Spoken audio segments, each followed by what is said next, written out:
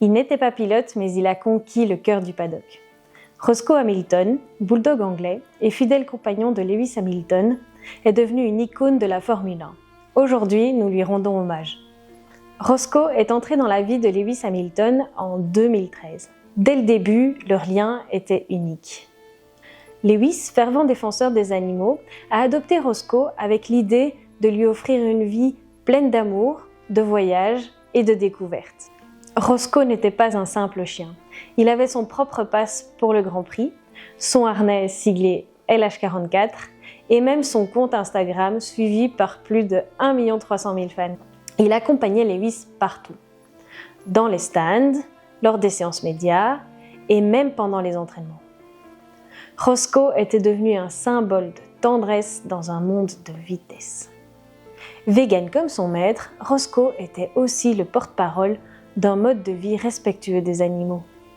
Lewis affirmait que ce régime avait amélioré la santé de son chien, renforçant encore leur complicité. En 2025, Roscoe a souffert de plusieurs pneumonies. Malgré les soins, son état s'est aggravé fin septembre. Lewis a annulé ses essais Pirelli pour rester au chevet de son fidèle compagnon.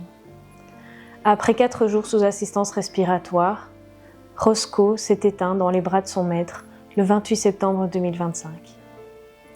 Dans un message poignant, Lewis a partagé sa douleur. Il n'a jamais cessé de se battre jusqu'à la toute fin. Je suis très reconnaissant d'avoir partagé ma vie avec une âme aussi belle, un ange, un véritable ami.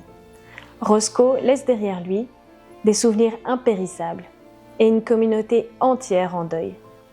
Roscoe n'était pas qu'un chien, il était un compagnon, un symbole, une étoile dans l'univers de la F1. Son histoire nous rappelle que l'amour entre un humain et son animal peut transcender les frontières du sport. Merci Roscoe pour tout ce que tu as représenté. Dans cette histoire, ce que je souhaite surtout mettre en évidence, c'est la relation entre Roscoe et Lewis.